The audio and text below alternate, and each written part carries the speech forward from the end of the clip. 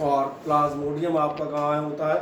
Plasmodium अगर याद आए तो मैंने कहा था मच्छरों के पेट में पाया जाता है, और जब कई मच्छरों के पेट से अपनी बॉडी में आता है then it causes the malaria. इसलिए प्लाज्मोडियम का नाम इसलिए याद रखिएगा, मलेरिया आपका इसी प्लाज्मोडियम की वजह से ही है। और जब किसी क्वेश्चन में डाउट आए तो मुझे अगर पूछना, अभी तो सिंपल सिंपल डायरेक्ट डिस्कस करते जा रहा हूँ। कौन सा ऑर्गेनिज्म है सेप्रोफाइटिक मोड ऑफ न्यूट्रिशन? इनमें से आपका कह रहा है, जिसमें से जो है आपका सेप्रोफाइटिक है, इन चार में से कौन सा? मशरूम, मलेरियल, लीच और लाइस। जब आप इस पर जाएंगे ध्यान देखें, आपका लाइस और लीच और मलेरियल, चलो मलेरियल तो वैसे कोई नाम ही नहीं होता, लेकिन मान के चलो मलेरियल पैरासाइट भी लिखा होता। ये तीनों आपको नजर आएंगे, तीनों पैरासाइट है। लीच और लाइस आपके काय में आते हैं? पैरासाइट्स में। तो सड़ी गली चीज़ों पर आपसे कहा था ना, सा से सेप्रोफाइट और सा से सड़ा गला। तो सड़ी गली चीज़ों पर इनमें से कौन सी चीज़ उगती है? अभी नहीं ध्यान दिया, वो आपकी मशरूम है। सही है। और एक जाएंगे नेक्स्ट आपका two of the following organisms have a holozoic mode of nutrition. इनमें से किसी आपका जो पेयर है उसका होलोजोइक मोड है। चलें, कशिश का गलत हो गया था, कोई बात नहीं, इसको चेक करते हैं। सही आंसर पे इसके बाद में जाएंगे अपन, पहले एक एक करके देखते हैं। सबसे पहले आप देखें पैरामीशियम एंड प्लाज्मोडियम। इनमें से पैरामीशियम का मुझे नहीं पता, लेकिन प्लाज्मोडियम में मैं कंफर्म हूँ कि ये आपका पैरासाइटिक है, मतलब ये होलोजोइक नहीं है, तो ये आपका ऑप्शन गलत है, मैं छोड़ देता हूँ। सही कहा मैंने। दूसरा आप देखें सेकंड नंबर में भी प्लाज्मोडियम बैठा हुआ है, तो मतलब ये भी गलत हो गया। तो दो ऑप्शन तो प्लाज्मोडियम नहीं अपने गलत करा दिए। तीसरा है आपका पैराकीट एंड पैरामीशियम, और चौथा है पैरामीशियम एंड पैरासाइट। तो ध्यान देखो प्लाज्मोडियम तीसरी बार भी बैठा है। यहाँ पे उसका नाम प्लाज्मोडियम कह रहे थे, और यहाँ पे उसका धर्म लिखा हुआ है, और क्या लिखा हुआ है? पैरासाइट। तो इसमें से आप देखना तीन ऑप्शंस ए, बी और डी ये पैरासाइट्स के हैं। तो आपका एक ही बचेगा। आपको मान चले पैराकीट नहीं मालूम क्या होता है, तो मैं तो मान लेता हूँ मुझे भी नहीं मालूम, तो भी समझ में आ जाएगा ये क्या है। एक यही ऑप्शन बचता है। कई बार हम बता दें सही ऑप्शन इससे भी मिल जाते हैं कि आपको उसमें से गलत नज़र आ जाए। सही है। और एक देखेंगे छोटा सा, आ गया ये रहा ऑटोट्रॉप। क्या चीज़ पूछ रहे हैं? पैराकीट क्या होता है? पैराकीट आप देखेंगे अमीबा और पैरामीशियम जैसा यूनिसेलुलर ऑर्गेनिज्म होता है। और अमीबा हुए, पैरामीशियम हुए, पैराकीट हुए, सब आप देखना कौन से होते हैं? जो डिफ्यूजन से अपना खाना, डिफ्यूजन मतलब समझ आ रहा है, खाने को अपनी बॉडी में डायरेक्ट लेने वाला काम करते हैं। और होलोजोइक क्या कहलाता है? होलोजोइक भी ये कहलाता है कि खाना कहाँ जाना चाहिए? बॉडी में। और बॉडी में जाने के बाद फिर उस बाद डाइजेस्ट होगा, एब्जॉर्ब होगा। तो एब्जॉर्ब क्या होता है? इतनी सी बॉडी है तो एब्जॉर्ब ही हुआ रखा है, एसिमुलेट होगा।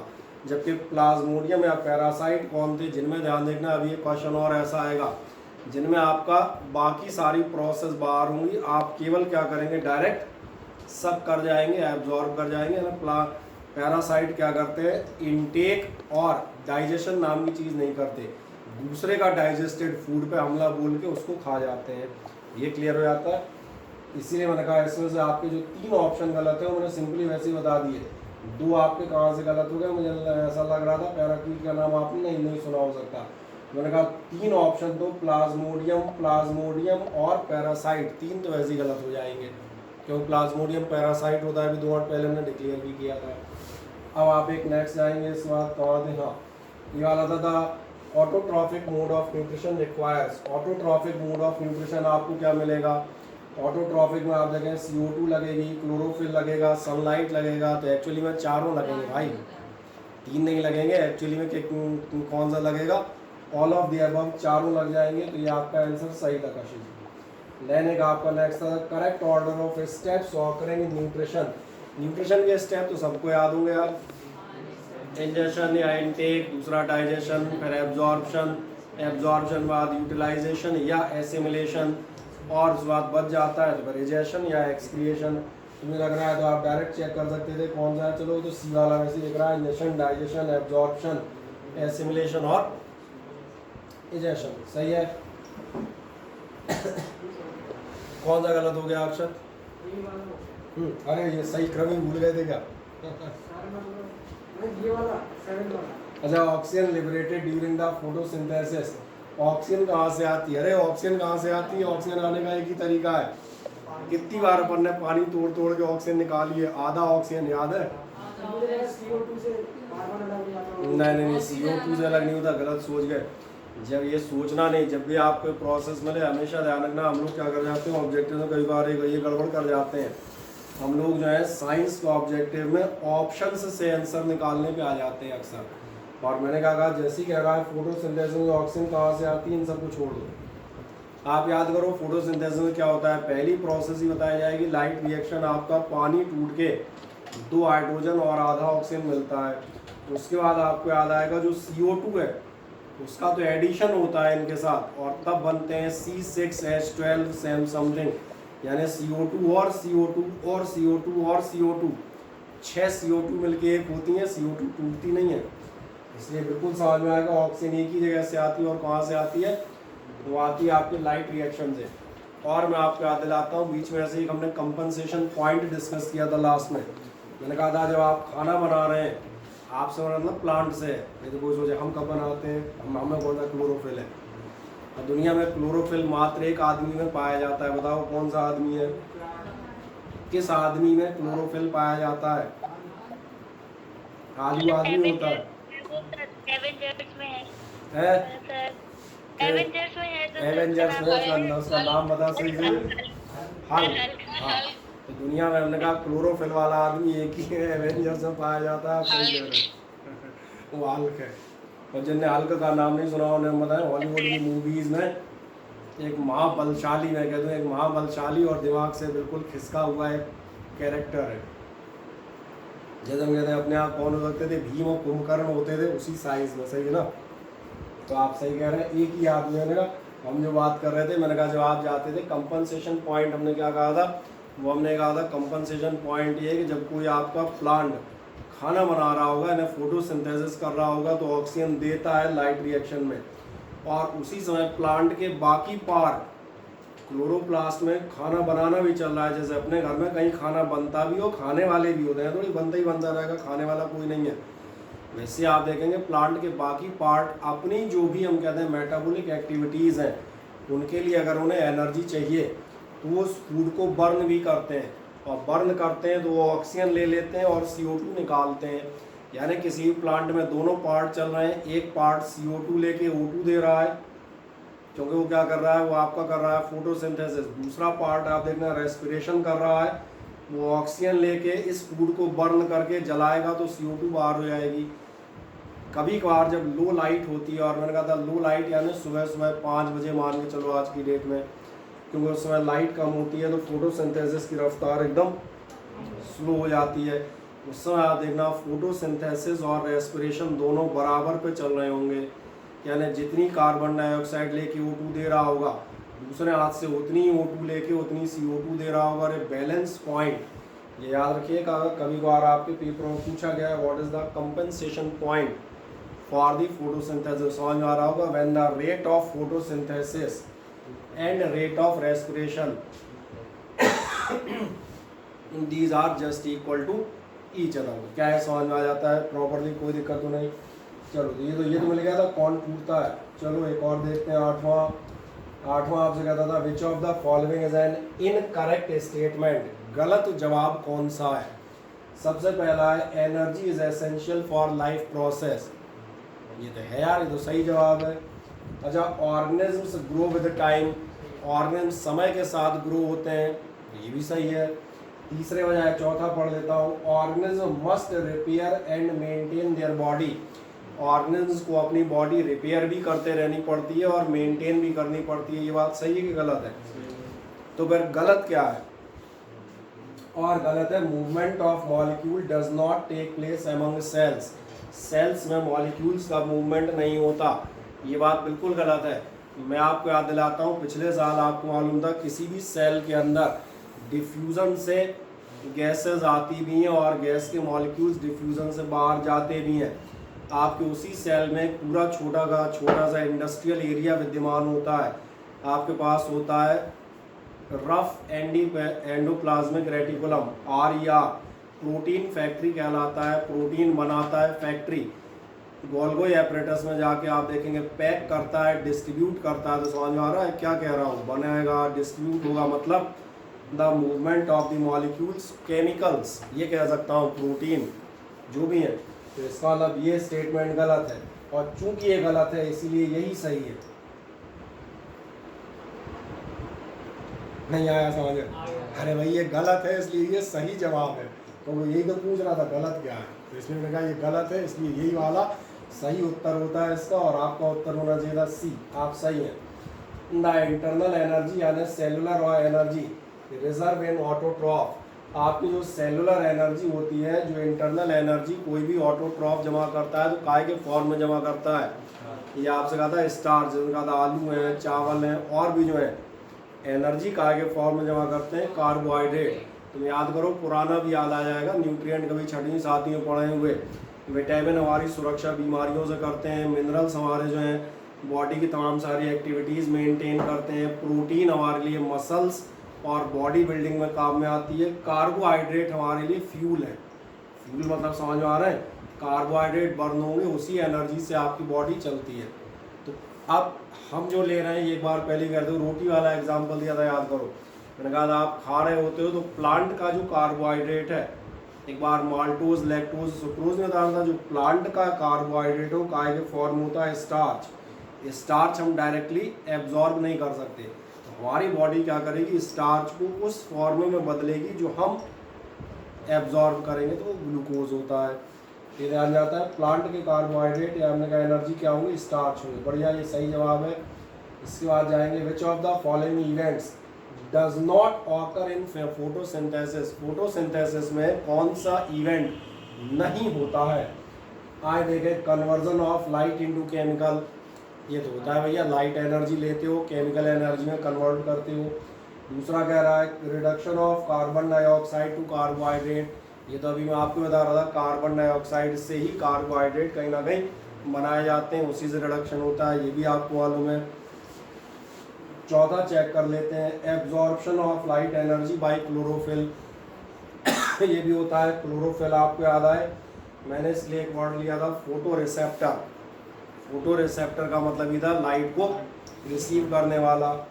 अब आप जाएंगे, नेक्स्ट आता है आपका oxidation of carbon to carbon dioxide, carbon जला के कार्बन डाइऑक्साइड बनाई जाती है, ये कहीं से कहीं तक नहीं होता। तो यही आपका था, ये स्टेटमेंट कैसा है? इनकरेक्ट। और देखें ध्यान से, नेक्स्ट आपका था the opening and closing of the stomatal pores depends on, stomata का खुलना बंद होना काय पे डिपेंड करता है?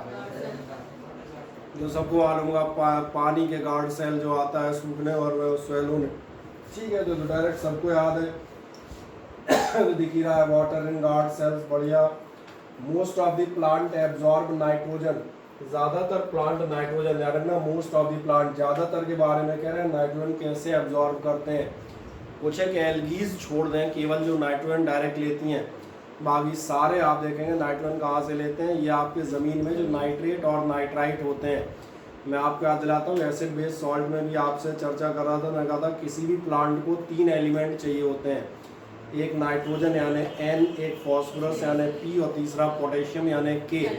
और इसीलिए आप जो हम कहते हैं खेत है उसमें ammonium nitrate, ammonium phosphate, potassium nitrate या पोटेशियम फॉस्फेट डालते हैं, जिन्हें आदमी फर्टिलाइज़र कहता है तो यही केमिकल। यही क्यों डाल रहे हो, तुमने ध्यान नहीं दिया? अमोनियम नाइट्रेट, क्योंकि नाइट्रेट जाएगा तो नाइट्रोजन नाइट्रेट के फॉर्म में सॉइल से एब्जॉर्ब करेगा, इसलिए आप कहाँ पहुँचेंगे ध्यान देखना। जो आपके प्लांट है प्रोटीन से नहीं ले सकते, कोई भी प्लांट प्रोटीन नहीं खाता, प्रोटीन अपन खाते हैं। यूरिया से नहीं कर सकते, हर प्लांट में जाके तुम यूरिया थोड़ी डालोगे, घर घर ढूंढ के भाई साहब 2-3 प्लांट में तो बताओ थोड़ा यूरिया डाल दूँ। और क्या था? एटमॉस्फेरिक नाइट्रोजन, ये गलत जवाब है। प्लांट एटमॉस्फेयर से नाइट्रोजन नहीं लेते, CO2 और O2 लेते हैं जैसी ज़रूरत होगी। लास्ट एक ऑप्शन अपने आप बचता है, आप देखेंगे, और वो है नाइट्रेट्स एंड नाइट्राइट्स। कोई डाउट हो तो मुझे बताएं फुर्ती से, किसी को कोई समस्या हो तो बोले। नहीं, 1 मिनट चेक देख लेंगे, और किसी कोई समस्या है तो हमने कहा चैट सेक्शन में भी जाके लिख सकता है, कोई दिक्कत नहीं। अरे कहाँ नहीं जाएगी,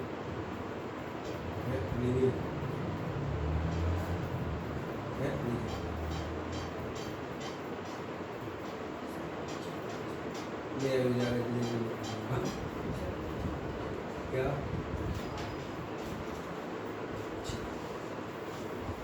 चलो तो यहाँ तक पहुंच गया। एक था first enzyme to mix with food in the digestive tract. सबसे पहला एंजाइम कौन सा मिलता है फूड ट्रैक्ट में? नहीं आया, इशारा इतना बड़ा कर दो रहा हूँ, सलाइवरी एमिलेज। और बस इतने बड़े इशारे मैंने कहा अपने आप दिख जाएगा, कहीं ना कहीं हो गई। ये रहा। बाकी अभी अपन बाकियों की चर्चा भी करेंगे, इसलिए बाकियों से रिलेटेड मैंने कोई सवाल नहीं पूछा। नेक्स्ट एक आप जाओगे, which of the following is the correct statement. सबसे पहला था, ध्यान देंगे, heterotroph synthesize their own food. Heterotroph अपना खाना खुद बनाते हैं, सही गलत? गलत जवाब, ठीक है। Heterotroph utilize solar energy for photosynthesis. Heterotroph जो है फोटोसिंथेसिस करते हैं, सही है कि गलत है? गलत है। Hetero next, heterotrophs are capable of converting carbon dioxide and water into carbohydrate. Heterotroph जो है कार्बन डाइऑक्साइड को कार्बोहाइड्रेट में बदल सकते हैं। बदल सकते होते तो अपन खाते गाय को, अपन यही काम कर लिया करते, है ना। तो अगर एक ही जवाब बचता है जो सही था। Heterotrophs do not synthesize their own food. ये हेट्रोट्रॉफ की डेफिनेशन ही है। ऑटोट्रॉफ थे जो अपना फूड सिंथेसाइज खुद करते हैं, और हेट्रोट्रॉफ कौन थे जो अपना फूड खुद सिंथेसाइज नहीं करते। सही है। तुम्हारे कौन कौन से गलत हुए थे?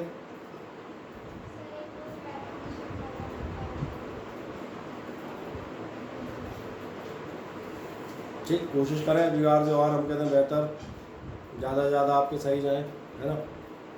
पढ़ेंगे तो अपने आप सही आने लगे, कोई ऐसी खास बात नहीं, थोड़ा सावधानी से दें। बस एक ही लास्ट ही बचा होगा, कहीं कहाँ पहुँच गया।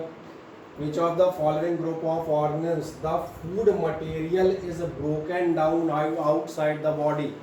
क्वेश्चन को समझे, फूड मटेरियल को ब्रेक कहाँ में करना है? बॉडी के बाहर, और फिर उसके बाद क्या करना है? एब्जॉर्ब। अगर ध्यान से देखोगे तो समझ में आएगा, ऐसा काम एक ही आदमी करता है, सड़े गले वाले सेप्रोफाइट। वो क्या करते हैं, मान चलो सड़ा गली चीज़ें देखी होंगी ना, तो ध्यान नहीं दिया, कोई चीज़ सड़ रही हो तो क्या होता है, जो पानी पानी सा नहीं होने लगता है, लिक्विड, बदबूदार लिक्विड जमा हो जाता है। इसको अपन कहते हैं डिकम्पोजिशन इंग्लिश में। क्या कर रहा है, जो भी इसमें फफूंदी बैक्टीरिया जो भी लगा हुआ है वो क्या कर रहा होता है, उस चीज़ को डिकम्पोज करता है। लिक्विड फॉर्म में क्यों चेंज हो रहा है, समझ में आ रहा है? उसने उसको ब्रेक डाउन किया, डिकम्पोज करके लिक्विड बना लिया। अब इसी लिक्विड को धीरे धीरे एब्जॉर्ब करता रहेगा। यही सेप्रोफाइट का काम होता है। सेप्रोफाइट अपना खाना खुद नहीं बनाते, चीज़ों को सड़ाते गलाते हैं और इसी सड़े गले मटेरियल को एब्जॉर्ब करते हैं। देखें कहीं ना कहीं आपको मिल जाएगा। ये ईस्ट वगैरह ये क्या हमारे एनवायरनमेंट में प्रेजेंट रहते हैं? कौन सी चीज़? ईस्ट। बिल्कुल, ईस्ट आपके एनवायरनमेंट में प्रेजेंट रहती है। अभी आपको एक जो है रिप्रोडक्शन वाला चैप्टर पढ़ाएंगे, तब एक महान बात बताएंगे। ईस्ट जो है, जो हमने कहा बराबर लगातार कंटिन्यूस अपने जो एटमॉस्फेयर है इसमें उड़ रही है। बहुत छोटे छोटे माइक्रोस्कोपिक इसके पार्टिकल होते हैं, स्पोर्स कहलाते हैं। वो याद रखिएगा, जब आएगा तो मैं बताऊंगा एक बार और। ये वर्ड SPORES आता है, स्पोर्स। अभी मैं बोर्ड पे जाऊंगा तो लिखूंगा भी। अब हमें कैसे पता है ये स्पोर्स बराबर उड़ रहे हैं कि नहीं उड़ रहे? वो मैंने कहा एक सिंपल तरीका है, एक ब्रेड को हल्का सा गीला करें और कमरे में थोड़ा सा अंधेरी जगह में, अंधेरी और गर्म जगह में रख दें। फ्रिज में मत रखना, तो नॉर्मल में कम टेम्परेचर पे बैक्टीरिया, ईस्ट वगैरह का प्रोडक्शन बंद हो जाता है। थोड़ा सा नम और गर्म जगह हो आप रख दें, आपका ध्यान जाएगा 1-2 दिन में उसमें फफूंद जम जाती है। तो ये आई कहाँ से? जिधर समझ में आ रहा होगा, कहीं से नहीं आई, अपन तो नहीं लाए ना, लेकिन कहीं ना कहीं से आई है। तो ये एक्चुअली कौन सी है, जो आपकी एटमॉस्फेयर में थे पार्टिकल्स, तो वहाँ बैठे बैठे तो उन्हें प्रॉपर जगह मिली, तो अपनी कॉलोनी बनाना धीरे धीरे उन्होंने अपना ग्रोथ करना। तो रिप्रोडक्शन बताएंगे, जो हर चीज़ अपनी ग्रोथ करके अपनी कॉलोनी बनाती है, ये रिप्रोडक्शन कहलाता है। इसमें आपका नाम आएगा। आप देखें ध्यान से, सड़े गले वाले में मशरूम तो सही है, लेकिन बीच में ग्रीन प्लांट घुस गए, तो ये ऑप्शन गलत हो गया। अभी अपन इसको देखते हैं, पैरामीशियम अमीबा तो डायरेक्ट खाने वाले हैं, तो इनको सड़े गले से मतलब नहीं रहा। इसमें आप जाएंगे कसकटा, अमरबेल, शुरुआती वही जो दूसरे को चूस जाएगी। लाइस और टेपवर्म ये सब चूसने वाले हैं। तो आप देखना एक ही चीज़ बच रही, ब्रेड मोल्ड से समझ में आ रहा होगा। तो लास्ट के अभी इसी की चर्चा तो कर रहा था, ब्रेड वाली फफूंदी क्या करेगी, ब्रेड आप देखना धीरे धीरे सड़ती जाएगी और रखी रहने दोगे। जैसे एक्सपेरिमेंट तौर पे एक बाकायदा चीनी मिट्टी की प्लेट में रख के देखो तो दिखने लगेगा, और जो आपका ब्रेड का टुकड़ा है धीरे धीरे धीरे लिक्विड टाइप में चीज़ में बदलेगा। ये क्या हो रहा है, डिकम्पोज हो रहा है। पर डिकम्पोज मतलब समझ में आ रहा है, छोटे छोटे पार्ट में ब्रेक हो रहा है। अब जो भी चीज़ है आपकी ईस्ट या बैक्टीरिया उसी को धीरे धीरे एब्जॉर्ब करते जाएंगे। तो आई होप सो ये क्वेश्चन भी आपको समझ में आ गया होगा। कोई डाउट हो इन 15 क्वेश्चन में तो आप एक बार पूछ सकते हैं, कोई दिक्कत 15 ही देना। कोई बहुत बड़ी समस्या ऐसा नहीं लगा, बहुत खतरनाक टाइप क्वेश्चन आते हैं तो नहीं लग रहा, ऐसे आप पेपर में आएंगे और कहीं अलग से नहीं आते है ना। अरे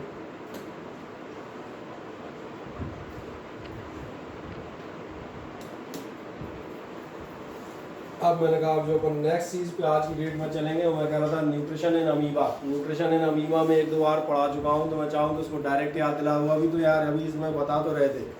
फैगोसाइटोसिस कहलाती है, क्या होता है फूड मटेरियल देखता है, एक वर्ड आएगा, वर्ड जरूर इंग्लिश का याद रखिएगा, उसको एनगल्फ कर लेता है। एनगल्फ होता है मतलब बाहों में ऐसे जकड़ लेना, जकड़ लेगा और अपने अंदर समा लेगा, एक चीज़ कहलाएगी डिफ्यूज़न। और सूडोपोडिया फैगोसाइटोसिस ये वर्ड आपके सुने ही हैं, तो फिर अपन इसको डायरेक्ट पढ़ देते हैं, फिर इसमें ऐसी कोई बहुत महान बात नहीं आ रही। ये क्या बताएगा देखें ध्यान से, बड़े आराम से देखें।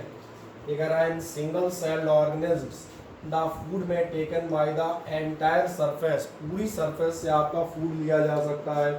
पूरी सरफेस से क्यों लिया जाता है भाई, एक ही सेल है ना, चारों तरफ से जिधर से घुस जाएगा, ऐसा अपने साथ नहीं हो सकता। वो एक बार पहले ही बता रहे थे कि अपने लिए डिफ्यूज़न सफिशिएंट नहीं है। अगर अपन डिफ्यूज़न करेंगे, ध्यान दिया, ऊपर ऊपर ही खाल जो है ऑक्सीजन ले लेगी, अंदर वाले फेफड़ों का, किडनी, लीवर, इन सब का क्या होगा, इन तक तो ऑक्सीजन पहुँचेगी नहीं, या पहुँचेगी तो 2 साल बाद पहुँचेगी। अब कितनी सेल पार करती हुई पहुँचेगी, ध्यान नहीं दिया तुमने। इसीलिए आपसे कहा जाता है क्या फूड में भी taken by the entire body. Amoeba feed करता है ऑन माइक्रोस्कोपिक ऑर्गेनिज्म्स, ये बाकी छोटे मोटे ऑर्गेनिज्म्स को खा पी जाता है, या यूनिसेलुलर प्लांट्स को या एनिमल्स को। किसको खा जाएगा, पैरामीशियम को खा जाएगा। एक और नाम देखें आप, यहाँ मिलेगा ऑस्लेटोरिया, मिल गया। ऐसे छोटे छोटे हम कहते हैं अदर ऑर्गेनिज्म में एक दूसरे को खा जाते हैं। ठीक, कैसा न्यूट्रिशन है ध्यान देखना, होलोजोइक इन नेचर। होलोजोइक मतलब फूड कहाँ जाएगा, बॉडी के अंदर, उसके बाद उसको डाइजेस्ट होना है, ठीक है ना। ओके, आप क्या कह रहे हैं, the process by the process of, process का नाम तो आपको मालूम ही था, फैगोसाइटोसिस इतना बड़ा बड़ा लिखा दिख जाएगा।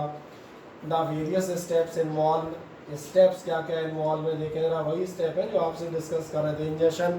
इंजेक्शन का था, फूड को क्या करेगा, एनगल्फ करेगा और अपने अंदर डिफ्यूज कर लेगा। तो देख लें एनगल्फ में ऐसा क्या मिलेगा, amoeba engulfs the food by forming out temporary finger like extension. इस टाइप के जो हम कहते हैं आगे बढ़ेंगे, इनको आप फॉल्स फीट कहते हैं, या फिर इनका असली नाम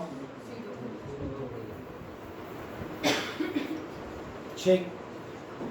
When the food is completely surrounded, जब फूड आपका पूरी तरह घेर लिया जाएगा, एनसर्कल कर लिया जाएगा, क्या कहेगा, the tips of the encircling pseudopodia touch each other, दोनों आपके ऐसा घेर के टच कर जाएंगी, आपस में रिजॉल्व होंगी और उसको अंदर भर देंगी। The membrane at the point dissolves and the food vacuoles is form, membrane dissolve होगी और अंदर घुस जाएगा। अब लास्ट काम, चलो ये आपका फूड वैक्यूल में रख लिया जाएगा। फिर बाद में इंजेक्शन था, इंजेक्शन के बाद आप क्या करेंगे, आपको अगला स्टेप ये भी पूछ रहे थे ना, क्रम 5 होगा। अगला डाइजेशन होगा। डाइजेशन में तुम्हारी बॉडी में अलग अलग पार्ट है, कहीं आपको इंजेक्शन होगा, कहीं एंजाइम मिलेंगे। अमीबा के पास एक ही सेल है जो है, सब उसी में होना है।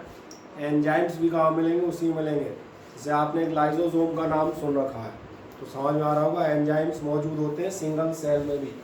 बस डाइजेशन कर दो इसका। Digestion of food takes place inside the food vacuole. In the food vacuole lysosomes are present. Food vacuole में क्या होता है, लाइजोसोम। लाइजोसोम तो याद आ गए, एंजाइम के थैले होते थे, सही है। सुसाइडल बैग इसलिए कहलाते थे कि वो अपने डाइजेशन में भी काम में आ जाते थे। लाइजोसोम क्या करते हैं, act on the food and break the insoluble form. Act करेंगे उसे लिक्विड फॉर्म में या सॉल्युबल फॉर्म में ब्रेक कर देंगे। तीसरे नंबर पे कौन आएगा, अब आएगा एब्जॉर्प्शन। ये हो गया तो ये फूड बाकी सेल पार्ट एब्जॉर्ब कर जाएंगे। The digested food then diffuse into the cytoplasm. याद है कि भूल गए? किसी को साइटोप्लाज्म याद है? Yes sir, jelly like structure. Jelly like structure, आप सही कह रहे हैं। है क्या क्या क्या? सर सेल के अंदर तो प्रेजेंट होता है जिसमें ऑर्गेनेल्स पाए जाते हैं, रायता। सही कह रहे हैं, आपने बिल्कुल सही वर्ड इस्तेमाल किया है। हम लास्ट ईयर यही इस्तेमाल करते थे, दही का रायता। जो दही होता है वो होता है आपका साइटोप्लाज्म, और जो रायते में बूंदी, हरी मिर्च और जीरा तैर रहे होते हैं, यही होते हैं आपके न्यूक्लियस, माइटोकॉन्ड्रिया और गोल्गी एपरेटस। यही कंपैरिजन करते थे लास्ट ईयर कि अगर आप देखेंगे सेल का स्ट्रक्चर कैसा दिखेगा अंदर। जैसे मैंने कहा घर में तुम्हारा रायता होता है, एक लिक्विड मैट्रिक्स होगा गाढ़ा सा, और वो अपन मान लेते हैं दही। तो दही क्या हो गया? वो हो गया सेल का साइटोप्लाज्म। और ये जो उसमें छुप छुप छोटे छोटे चीज़ें तैर रही हैं, ऐसे ही आप देखना सेल के अंदर ऑर्गेनल तैरते रहते हैं। फिर वो आपने 5-6 नाम पढ़े तो वैसे ही अपन रोज लेते रहते हैं, याद आ गए होंगे। ये ध्यान जाता है, बढ़िया। एसिमिलेशन समझ में आ गया होगा, जो फूड डाइजेस्ट कर गए हो। अब अमीबा इसका अपनी एक्टिविटीज़ में इस्तेमाल करेगा, तो then utilized by the cell body. और लास्ट जो भी इस फूड में गंदा कचरा, वेस्ट, हार्मफुल है, उस सब को आपको बाहर निकाल देंगे। तो ये समझ में आता है। इस फिगर को हम बता दें, इसमें उतना मैदान नहीं होना, चाहे जिस नेट पे देख लेना, चाहे जिस बुक में देख लेना, एनसीईआरटी में मिल जाएगा।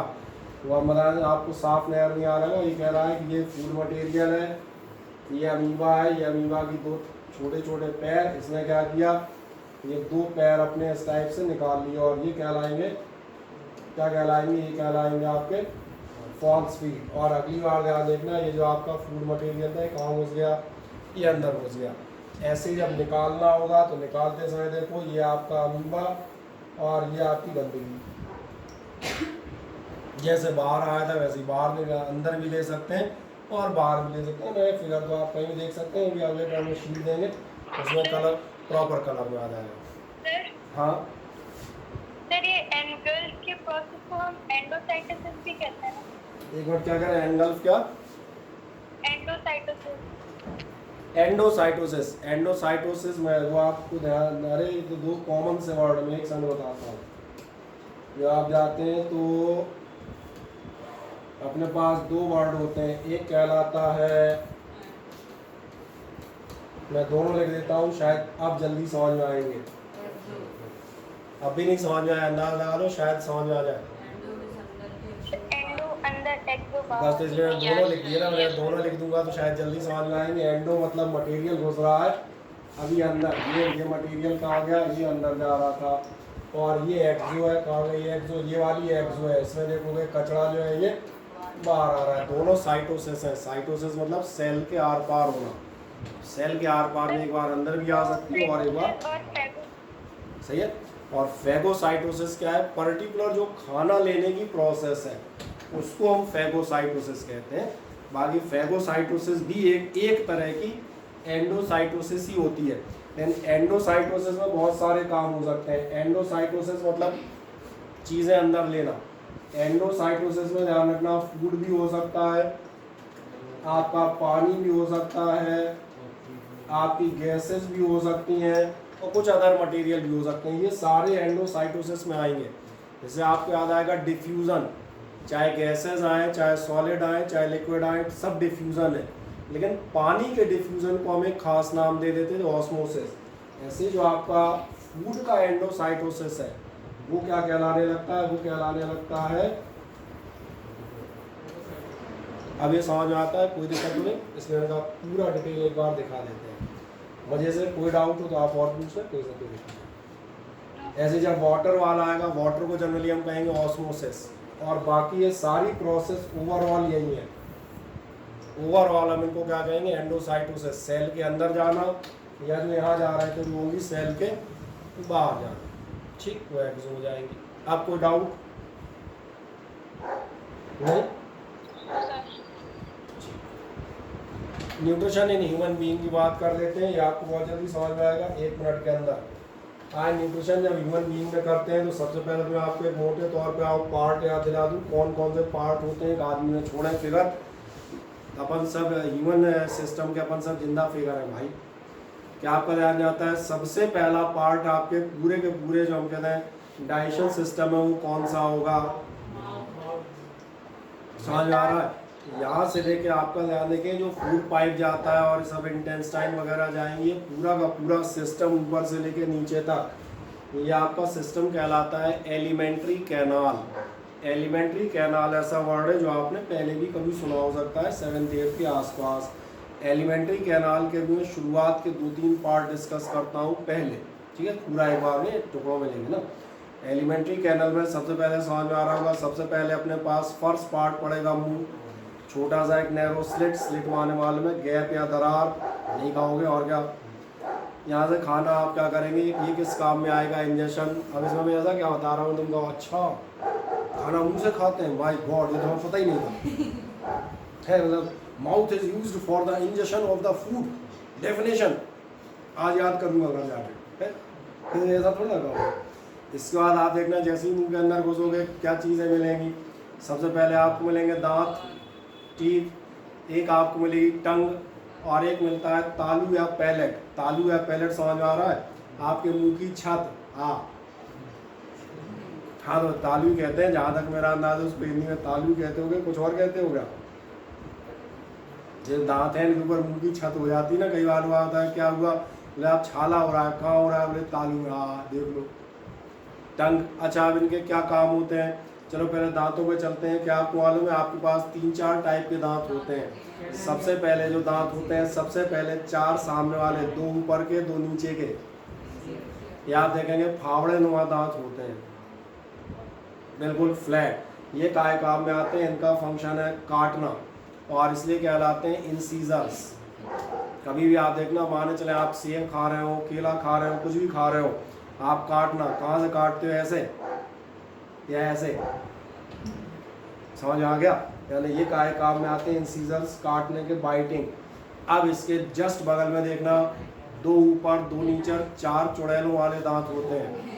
हाँ तो और क्या नहीं देखिएगा भाई, अपने छोटे छोटे हो गए, अपन थोड़ा लेस अमाउंट वाली चुड़ैल में, बाकी दांत तो अभी भी है ना। शेर को, बिल्ली को देखोगे तो बड़े बड़े मिलेंगे, पहचान ही मिल जाएगी। कैनाइन टीथ कहलाते हैं, ये आते हैं टीयरिंग, फाड़ने के काम में। हाँ वो अपने को काम में नहीं आते, वो अपन ने, हम कहते हैं कच्चा मांस खाना हज़ारों साल पहले बंद कर दिया था, वरना हम सब के पूर्वज वही काम करते थे। वो शेर करता है क्या, जैसे उसने हिरन पे मुंह गड़ाया, इन 2 दांतों से आप देखना उसी खाल फाड़ता हुआ चला जाएगा। फिर टीयरिंग में काम में आएंगे, ये हो गए काटना, फाड़ना, 2 ये 4 दांत समझ में आ गए।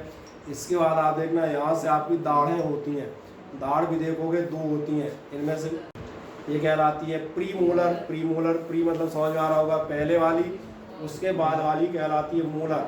हिंदी में आप इन दोनों को कुल मिला के दाढ़ के नाम से निपटा देते हो।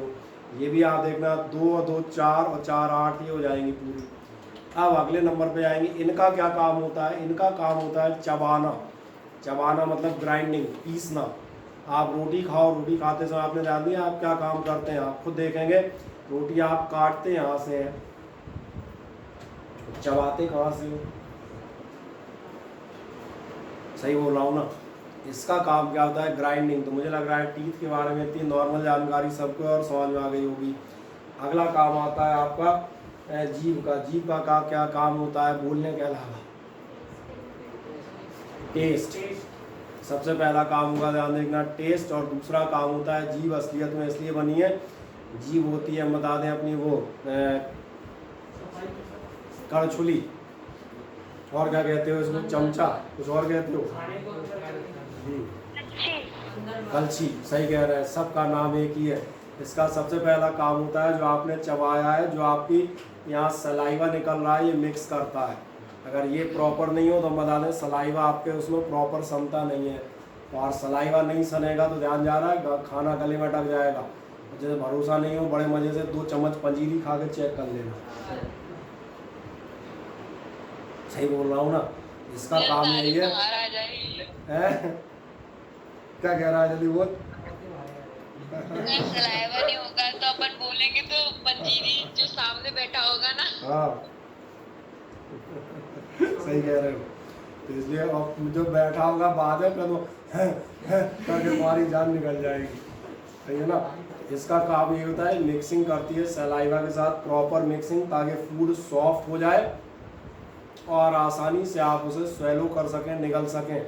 और लास्ट काम देखना ध्यान से, जब आप खाओ तो ध्यान देना, 1 सेकंड के लिए आपका ध्यान जाएगा लास्ट में, ये जो आपका कुआं है इसमें खाने को धक्का देने का काम भी जीभी करती है। टंग का यही काम होता है, पुश कर देगी तो खाना कहाँ खिसक जाएगा, अंदर। तो टंग का काम जनरली इस तरह समझ में आ गया, मोटे तौर पे सबको मालूम है। अब जाता हूँ इसी माउथ में, आप देखना, चूँकि मैं कह रहा था 2 खास चीज़ें ग्लैंड्स होती हैं, और ये अब आप समझ गए सलाइवरी ग्लैंड्स हैं। इनमें से आपका निकलता है सलाइवा, यानी हिंदी में हम उसे कहते हैं लार। यहाँ से आप देखना 2-3 काम ये सलाइवा करता है। सबसे पहला काम जो है ये एंटी बैक्टीरियल होता है। एंटी बैक्टीरियल क्योंकि तुम जो ठेले पे जाके मोमोज चढ़ते हो, जो है बैक्टीरिया होते हैं, तो इनमें इसका बेचारे का जो हम कहते हैं स्टरलाइजेशन या डिसइंफेक्शन करना है, उसके लिए डिटॉल थोड़ी तुम छिड़कते हो, आप सैनिटाइजर छिड़का फिर मोमोज खा रहे हैं।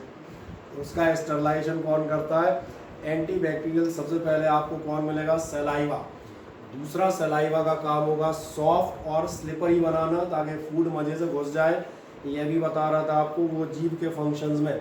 और तीसरा मेन फंक्शन जो आपको याद होगा, 1-2 दिन पहले बताया था, रोटी चबाते रहो, स्टार्च को डाइजेस्ट करती है in form of the sugar, यानी यहाँ से आपके फूड का डाइजेशन, इसका प्रारंभ हो जाता है, स्टार्ट हो जाता है। जितना समझ में आता है, चलो अब एक इतना बताते हैं। इस बात, ये जो आपका पाइप जाएगा, फूड पाइप, ये कहलाता है ईसोफेगस। हाँ, एक सेकंड, एक क्वेश्चन इधर से ले लूँ फिर आपसे लूँगा। तो जब अपन कुछ खाते हैं ना, तो सर अपना एक इधर वो होता है जो अपना फूड यानी ईसोफेगस में डालता है, और एक होता है कि उस नोस्ट्रिल वगैरह की तरफ जाता है। बिल्कुल, वो नॉस्ट्रल पे आप देखेंगे वॉल्व लगा होता है, वो उसका क्या करता है, नहीं तो आप पानी पियोगे तो आपने ध्यान दिया नाक में घुस जाएगा, और कई बार घुस भी जाता है। ऐसा कोई बार लेट के पानी पियो, पता पड़े नाक से निकाल आता है। सही कह रहा हूँ ना, वो आप सही कह रहे हैं। ये आपका वॉल्व टाइप रहता है, जैसे ही आप करते हो नाक वाले छेद बंद कर देता है। गले में आप देखना नाक और मुंह दोनों खुलते हैं, ये दिक्कत आती है। वो आप बिल्कुल सही कह रहे हैं, ये वॉल्व दिया होता है इसीलिए। तो उसका नाम क्या होता है? नहीं, नाम मुझे याद नहीं आ रहा एकदम से। हाँ, वो वॉल्व भी कहलाता है, नाम एकदम, चलो याद करूँगा, याद आ जाएगा, पूछना याद दिला दूँगा। ये पूछ रहे थे, हम कहते हैं, खैर आपने सुन लिया होगा, वॉल्व के बारे में पूछ रहे थे गले में, कि आप पानी पिए और नाक से वापस दोबारा गंगा जमुना की धार की तरह वापस नहीं आए। आप क्या पूछ रही थी, आप पूछें, पूछो ऑनलाइन में कोई कुछ। हाँ, बारे में पूछ रही थी। काय के बारे में? टेस्ट टेस्ट क्या बताता हूँ। टेस्ट के लिए जो आपकी जीभ है,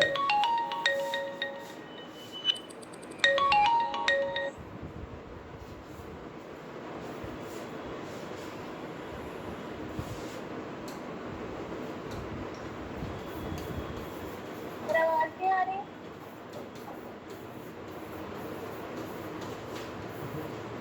टेस्ट के लिए आप देखेंगे आपकी जीभ में होती हैं टेस्ट बड्स। टेस्ट बड्स मतलब आप एक्चुअली अगर अपनी जीभ को माइक्रोस्कोप से देखें तो आपने रहेगा छोटी छोटी घास टाइप उगी होती है। बस मैंने कहा वो माइक्रोस्कोप से देखोगे तो ये, इनको क्या कहते हैं, इनको आप कहते हैं टेस्ट बड्स। अब जब आप इन टेस्ट बड्स के ऊपर और एक्स्ट्रा बायोलॉजी यानी डिटेल में जाएंगे अगले साल, तो फिर आपको ये भी बताएगा, जैसे आपको याद हो हम लास्ट ईयर न्यूरॉन्स पढ़ रहे थे या अभी लाइट पढ़ रहे थे, तो हमने एक फोटो न्यूरॉन पढ़ा था। आप नर्व सेल या न्यूरॉन पढ़ते थे, जैसे कुछ नर्व सेल या न्यूरॉन जो कान में होते हैं वो साउंड सेंसिटिव होते हैं, वो कहलाते हैं फोनो न्यूरॉन। तो मालूम है, फोन मतलब होता है साउंड। कुछ न्यूरॉन या नर्व्स आपके कहाँ होते हैं, आँखों में, ये कहलाते हैं फोटो न्यूरॉन। और फोटो न्यूरॉन क्यों, क्योंकि ये क्या सेंस करते हैं, लाइट। ऐसे आप देखेंगे आपकी जीभ में जो नर्व सेल पाई जाती हैं वो आपकी क्या करती हैं, टेस्ट बड्स कहलाती हैं। ये टेस्ट एक्सपीरियंस करती हैं। और एक मज़ेदार बात बताता हूँ, उसका डिटेल मुझे बहुत ज़्यादा नहीं मालूम, वो आप कहीं भी हम कहते हैं नेट पे, या मैंने कहा 11th या 12th की बायो में आप चेक कर सकते हो, मिल जाएगा। ये अगर आपकी जीभ है तो इस पर पूरी जीभ पे हर जगह अलग अलग टाइप की टेस्ट बड होती हैं। जैसे फॉर एग्जांपल मानने चले ये जो हिस्सा है ये सॉल्टी टेस्ट बताएगा, ये वाली बर्ड्स, ये वाली फॉर एग्जांपल मीठा बताएंगी, कोई और आपका कड़वा बताएगा। हर टेस्ट बड का एक पर्टिकुलर टेस्ट एक्सपीरियंस करने का अलग काम होता है। तो क्या ये क्लियर रहता है, ये टेस्ट बड्स का काम है जो करता है टेस्ट से। हाँ, इससे रिलेटेड अगर आप डिटेल कहेंगे तो मैंने कहा वो तो मुझे भी नहीं ध्यान, क्योंकि उतना डिटेल मैंने बायोलॉजी खुद ने नहीं पढ़ी। हाँ, तो इतनी कौन पढ़ेगा भैया। बायोलॉजी में आप देखना, अगर ह्यूमन बॉडी के ऊपर चले जाओगे तो एक सब्जेक्ट आ जाएगा 12th के बाद एनाटॉमी, और एनाटॉमी पढ़ने वाला आप देखेंगे MBBS और MS डॉक्टर कहलाने लगता है। और MBBS के बाद तो और गड़बड़ काम हो जाता है। MBBS के बाद जब सर्जन के पास जाओगे MS, उसको बताओगे सर पेट में दर्द हो रहा है, बताएगा यार पेट नहीं, एक्चुअली ऐसा करो रूम नंबर 36 में जाओ, मैं तो ऑर्थोपेडिक्स का हूँ, ऑर्थोपेडिक्स हड्डी वाला, पेट वाला उधर मिलेगा। तो बोले सिर भी दर्द कर रहा हो, बोले आई स्पेशलिस्ट को रूम नंबर 42 में दिखाओ जाके। समझ आ रहा है ना। जब और ऊपर जाओगे फिर तो एक ही लेके पकड़ के बैठ जाए आँख। अब बोले आँख के जितने डिटेल हैं वो सब मुझे मालूम है, वो बाकी किसी को, तो मैंने कहा वो तो फिर डेप्थ ऑफ ही सब्जेक्ट में आप जाएंगे। डेप्थ तो आप देखेंगे, इसलिए कहा जाता है साइंस की डेप्थ। कोई भी व्यक्ति ऐसा नहीं है जो ये कहते मुझे साइंस आती है, नोबडी कैन से। और अगर कोई ऐसा कह रहा है तो माने चलना उसे ही सबसे कम आती है। तो मैंने कहा ना ये फैक्ट है, आप इस बात को फैक्ट चेक कर सकते हो। आँख के डॉक्टर और नाक कान गले का डॉक्टर अलग होता है, और दोनों अपने क्षेत्र में 2 साल 3 साल डिग्री किए बैठे होते हैं। तो 2 साल में जो इसने पढ़ा होगा वो बिल्कुल अलग होता है, जो इसने पढ़ा होगा वो बिल्कुल उसने उतने ही पे फोकस किया होगा। अब तुमको इसकी नॉलेज उसको हो जाए, होती है जनरल नॉलेज, मैंने कहा हमें भी है भाई, आपके बारे में तुम्हें भी मालूम है थोड़ा थोड़ा, ऐसा थोड़ा ना। लेकिन तुम्हारी और डॉक्टर की नॉलेज में गैप है, कितने डेप्थ तक जाओगे, तो मैंने कहा डेप्थ का फर्क पड़ जाता है। जब MBBS के बाद सर जब वो दूसरी डिग्री करते हैं तो सर उसकी स्पेशलिस्ट बनने की करते हैं, उसी को स्पेशलिस्ट बनने के लिए किया जाता है कि आपको किस उसमें जाना है। जैसे आप देखें कई हैं, पीडियाट्रिक्स है बच्चों का, गायनेकोलॉजिस्ट है स्त्री रोग विशेषज्ञ, ऑर्थोपेडिक्स है हड्डियों से रिलेटेड, हार्ट स्पेशलिस्ट होते हैं। फिर आप देखेंगे पल्मोनरी डिसीजेस के होते हैं, पल्मोनरी मतलब सांस संबंधी बीमारियों के अलग होंगे। न्यूरो सर्जन का नाम सुना होगा, न्यूरो सर्जन मतलब वही ब्रेन और नर्व सेल की बात कर, बहुत ब्रांचेस मिलेंगी, और कई तो ब्रांच में भी ब्रांच मिलेंगी। एक बार बता रहे थे एनेस्थीसिया वाले भी होते हैं। एनेस्थीसिया कौन होते हैं, जो बेहोश करने के लिए क्लोरोफॉर्म क्या ना, ऐसा नहीं होता कि डॉक्टर आया बोले तुम्हारा ऑपरेशन करना है, लेट हो, क्लोरोफॉर्म का रुमाल बांध दिया, बोले हो गया बेहोश, चीरो बोले एक साइड लगाओ आरी, ऐसे थोड़ा ऑपरेशन होता है, आरी उठाई बोले। एनेस्थीसिया भी आप देखना, एनेस्थीसिया के लिए अलग से PG होती है, वो एनेस्थीसिया स्पेशलिस्ट है, उसका काम सिर्फ और सिर्फ तुम्हें बेहोश करना है या सुन्न करना है, एक अलग आदमी हो जाएगा। वो मैंने कहा डिटेल पे आओगे। बाकी क्लोरोफॉर्म हमें तुम्हें भी मालूम है, लेकिन इसका ये मत निकाल लेना, चलो आज अपन घर में एक आध का पोस्टमार्टम करते हैं। हाँ, तो तुम ऑपरेशन थोड़ी करोगे, तो आज से तो पोस्टमार्टम ही होगा। चलें, तो ये समझ में आती नहीं जनरली चीज़ें।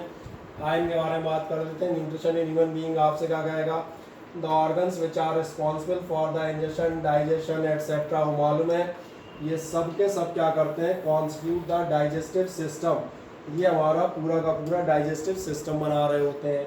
अब डाइजेस्टिव सिस्टम में क्या कहेगा, the digestive system consist of alimentary canal. Alimentary canal में अब कौन कौन से, ध्यान से देखें, माउथ है, बकल केविटी है, बकल केविटी ये कैविटी ये क्या कहलाती है, बकल केविटी। आपको एक बार बता रहा था अपनी बॉडी में 3 तरह की केविटीज़ होती हैं, 3 खाली जगह। पहला, अच्छा ऊपर वाली मेंटल केविटी नहीं काउंट करते हैं ना, वो कम लोगों में पाई जाती है, कुछ का दिमाग भी खाली होता है ना, उसको अपन काउंट नहीं करेंगे, वो सबको अपनी अपनी मालूम होती है। तो मैंने कहा अपन यहाँ से गिनते हैं, पहली बकल केविटी, दूसरी आप देखेंगे सीना, ये जो आपका कहते हैं पसलियों का केज बना हुआ है जिसमें हार्ट, लंग्स और एयर आप भरते हैं, ये कहलाती है थोरेसिक केविटी, THROACI, थोरेसिक। इसके बाद आप जाते हैं पेट, ये भी केविटी है, ये एब्डोमिनल केविटी कहलाती है। एब्डोमिनल केविटी में आपके लिवर, किडनी ये सब प्लस आते हैं, और जो खाना आप खाते हैं सब के लिए अलग अलग प्लेस बनी हुई, तो ये समझ में आता है। जिसने कहा सेकंड है बकल केविटी। अगला आपको मिलेगा फेरिंग्स। फेरिंग्स और लैरिंग्स क्या होते हैं, ये वॉइस बॉक्स आप सही कह रहे हैं, इसका डिटेल अपन वो उसमें जब रेस्पिरेशन पढ़ेंगे तो और डिटेल में पढ़ेंगे, वहाँ इसका काम आएगा। अभी अपने खाने में इसका काम नहीं आना, खाने में तो अपन सीधे, और जो तुम नाम पूछ रहे थे वो यही है। हाँ, नेक्स्ट आप जाएंगे ईसोफेगस। ईसोफेगस समझ में आ रहा होगा, फूड पाइप। इसके बाद आप जहाँ जिस बैग में जाके आपका खाना जमा होगा वो होगा आपका स्टमक। स्टमक से आप जाते हैं स्मॉल इंटेस्टाइन या छोटी आंत, फिर लार्ज इंटेस्टाइन, लास्ट में रेक्टम और एनस। जब लार्ज इंटेस्टाइन जाओगे, रेक्टम होगा जहाँ हम कहते हैं वेस्ट मटेरियल जो आपने खाया था, जो पूरा हम कहते हैं जो एब्जॉर्ब हो चुका, जो वेस्ट बचा है, जो वेस्ट स्टोरेज है, वो कहाँ होगा, वो होता है आपका रेक्टम में। और लास्ट में एनस से आप इसको बाहर निकालना या एक्सक्रिएशन का काम करते हैं। ये सारे पार्ट समझ में आते हैं। अब प्रोसेस ऑफ न्यूट्रिशन में सबसे पहले हम बात करेंगे माउथ। अब माउथ की मैं कहता डेफिनेशन मत याद करने बैठ जाना। Small slit through which food is ingested, वैसे ही पढ़ देता हूँ मनोरंजन के लिए। नेक्स्ट पढ़ो। इसके बाद क्या होगा, अगला कहेगा माउथ ओपन्स। क्या पूछ रहे हैं? स्लिट अभी बता रहे थे, स्लिट मारने मैंने कहा था। स्लिट का मतलब सर ब्लेंडर क्या होता है? स्लिट मारने होता है, हम कहते हैं दरार, गैप, या आप कहते हैं छोटा दरवाज़ा, ऐसा भी कुछ कह सकते हो, छोटा द्वार। एक तो गेट होता है, गेट से छोटा क्या होता है वो आप देखेंगे स्लिट होती है, झिर्री। अब वर्ड आपने बिल्कुल सही लिया, मज़ेदार। ये हिंदी वर्ड याद नहीं आ रहा है। अब आपकी बात बिल्कुल सही है, समझ आ गया। झिर्री कहते हैं, कहीं छोटी हुई नहीं कटी होती, रोशनदान, वो वेंटिलेटर वगैरह कटे होते हैं। हाँ, वो आप क्या कहते हैं, वो आप कहते हैं स्लिट। और आप क्या कहते हैं, ब्लैडर किसे कहते हैं? ब्लैडर वो थैली होती है जो सॉफ्ट होती है। मैं याद दिलाता हूँ, ब्लैडर वर्ड फुटबॉल में यूज़ किया जाता है। क्यों कहते हैं उसे ब्लैडर? समझ में आ रहा है, थैली है। और सबसे खास बात फ्लेक्सिबल है। आपका जो स्टमक है वो ब्लैडर कहलाता है। क्यों ब्लैडर कहलाता है? क्योंकि थैली है, और सबसे खास बात फ्लेक्सिबल है। फ्लेक्सिबल मतलब अगर अपन किसी अच्छी शादी में गए हो तो इसकी क्षमताएं अपार हो जाती हैं। हाँ, अचानक वृद्धि हो जाती है। नहीं तो आजा घर पे अगर बाई तरह तुरैया बनी हो तो तो मैंने कहा, इसलिए मैंने कहा that's why it is called bladder. आए फिर देखते हैं, फिर अपन कहाँ बढ़ेंगे। बकल केविटी समझ आ रहा, बकल केविटी यानी माउथ केविटी की बात कर रहा हूँ। बकल केविटी का अपने लिए मतलब है, का मतलब लिखा हूँ ये रहा।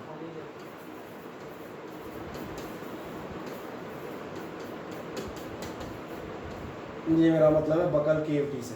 ठीक, हाँ। अपने जो स्लैब होता है ना सर, उसमें भी कोई एसिड वगैरह पाया जाता है? नहीं, एसिड नहीं पाए जाते हैं, एंजाइम्स पाए जाते हैं। एसिड आपको पेट में मिलेगा। जब अपना जब अपना स्लैब होता है ना तो सर अपना ये कट जाते हैं। नहीं, सलाइवा से नहीं कटते। मैं बताऊं, जो आपके कटते हैं उसका कारण दूसरा है, वो भी हम बताएंगे, डेंटल कैरीज में आएंगे। वो एसिड कहाँ से बनती है? वो एसिड बनने का होता है जो फूड पार्टिकल आपके मुंह में रह गए होंगे वो सड़ते हैं उनसे, और बैक्टीरियल एक्शन से।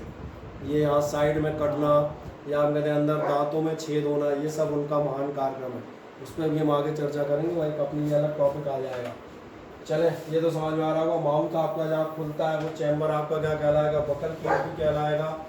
और आप जाएंगे आगे, एक नेक्स्ट आ बताएगा, roof of the buckle cavity is called hard palate. ये मैंने कहा था, पैलेट माने तालू, जो छत है, जो अपने ऊपर का हिस्सा होगा, मुँह हाथ डालूंगे ऊपर क्या कहलाएगा? इंग्लिश में आप चेक करेंगे पैलेट, और हिंदी में क्या कहलाएगा? तालू। फ्लोर पे क्या होगा? Cavity thick muscular structure is present. एक आपका मसल का बना मोटा सा स्ट्रक्चर प्रेजेंट होता है, जिसे आप क्या कहते हैं? टंग कहते हैं। जो कौन सी खास बात बता रहा हूँ, सबको मालूम है। मसल्स की बनी होती है, कहाँ कहाँ काम करेगी? हेल्प्स इन च्यूइंग, चबाने में हेल्प करेगी।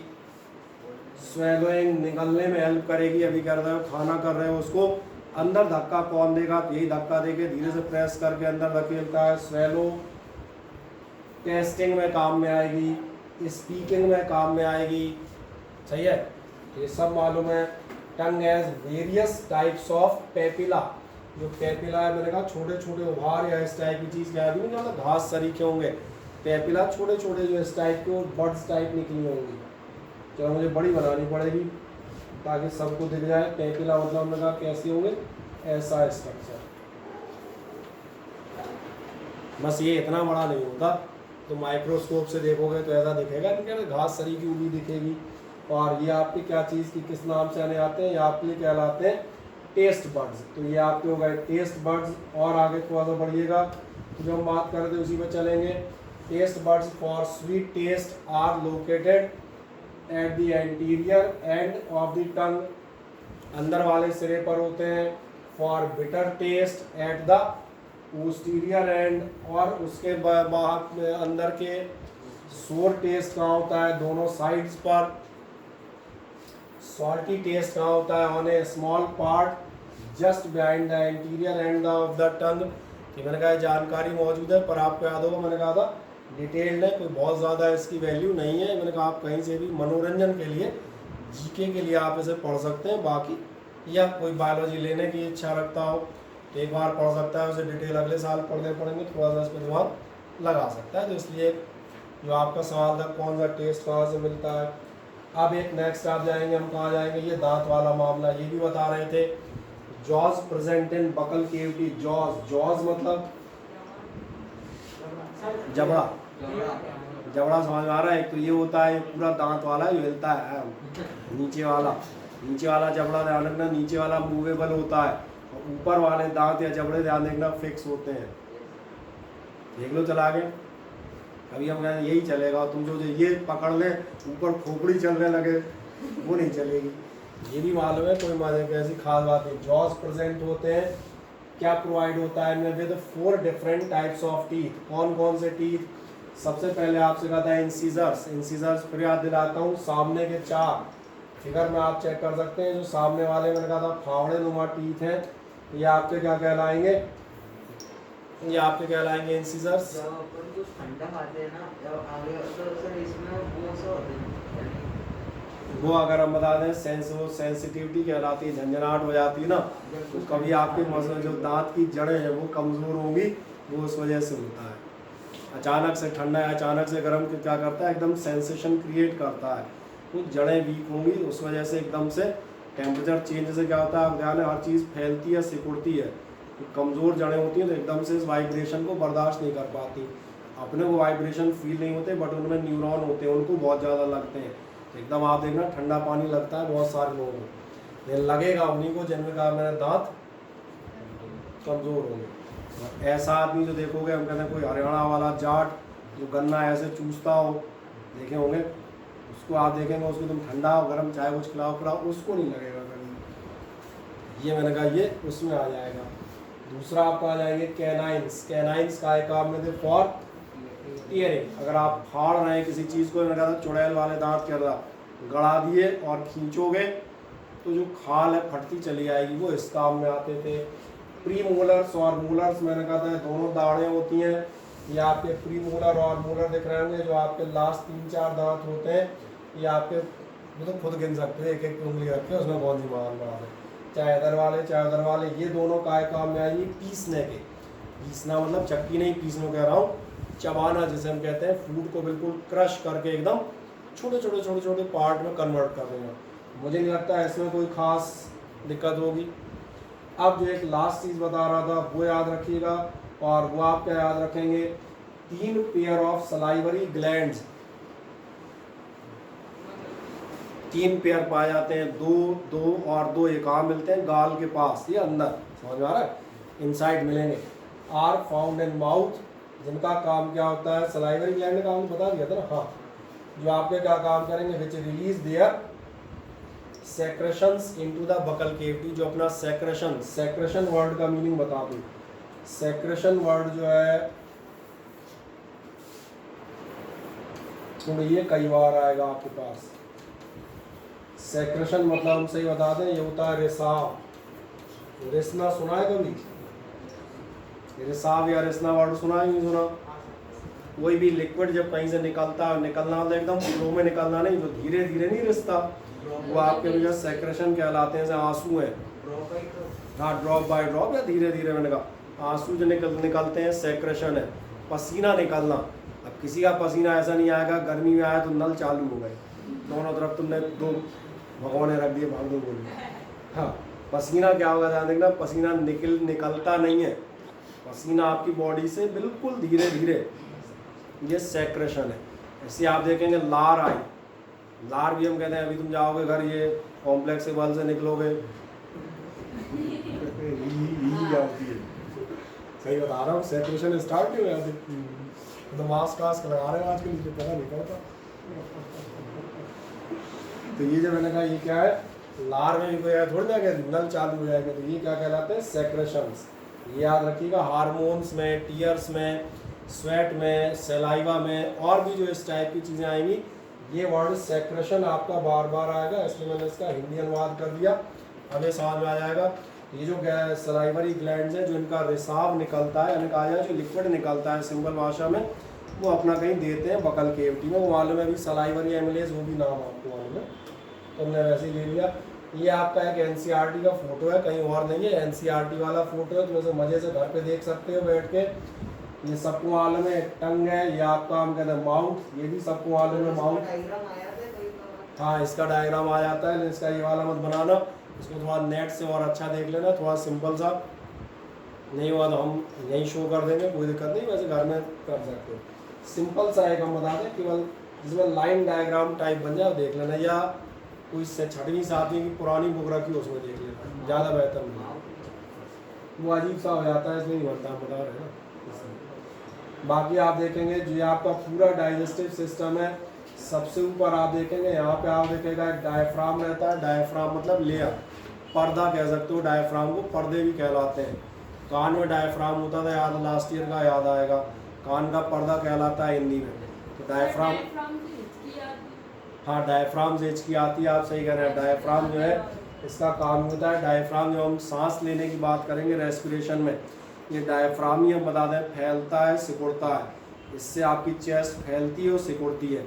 अब अगर इसमें क्या कहा जाए, अनवांटेड मोशन हो जाए, समझ आ रहा है क्या होता है, उससे आपको हिचकी आने लगती है, ये डायफ्राम की वजह से होता है। बाकी देखेंगे यहाँ से आप ये हो जाए, जी जी जी, हिचकी आती है तो कोई याद करता है, फिर ये फालतू का नहीं, हिचकी आने से किसी के याद करने का कोई सेंस नहीं है, क्योंकि हम साइंस में, मैं बताऊंगा डायफ्राम के एक्साइट हो जाने से हिचकी आती है।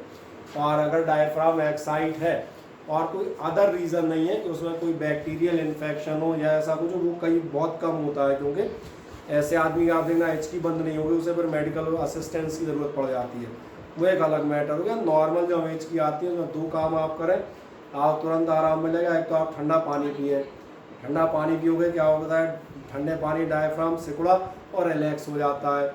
या आप एक काम करें, 1 मिनट के लिए सांस रोक लें, तो आप कहोगे सांस रोकने से क्या, एक्चुअली डायफ्राम आपका बराबर वर्क में रहता है, जो सांस बराबर चलती है ना, डायफ्राम सिकुड़ा फैला सिकुड़ा फैला सिकुड़ा फैला बराबर करता रहता है। तो अब उसमें मान चलो कोई छोटा सा ऐसा बैक्टीरिया ही गया, उसमें कुछ डिस्टर्ब कर रहा है, तो हिचकी आ रही है, डायफ्राम कोशिश कर रहा है भागो भागो, ऐसे आपने ध्यान दिया हो। खांसी आती है, खांसी क्यों आती है, ये जो अपना रेस्पिरेटरी ट्रैक है, नाक से लेके फेफड़े तक का, इसमें अगर उनको लगता है कुछ गड़बड़ है, कुछ गलत टाइप की चीज़ घुस आई है, तो खांसी या छींक आती है। वो क्या कर रहे होते हो, इस चीज़ को बाहर फेंकने की कोशिश कर रहे होते हो, अगर डायफ्राम भी क्या है उसको हटाने की कोशिश कर रहा होता है। तुम एक काम करो, तुम 1 मिनट के लिए रेस्ट ले लो, लंबी सांस खींच के एक आध मिनट रुक जाओ, तो आप देखेंगे 90% हिचकी आपकी बंद हो जाएगी। लेकिन ये मैंने कहा एक तरीके हैं, हो सकता है थोड़ी देर बाद, और मैंने कहा कभी कभार अगर कोई इन्फेक्शन होगा तो फिर बंद नहीं होगी, तो फिर मेडिकल असिस्टेंस ही लगेगी, फिर उसमें कोई कुछ नहीं करेगा। बाकी मैंने कहा ध्यान देखेंगे, ये जो आपका हम कहते हैं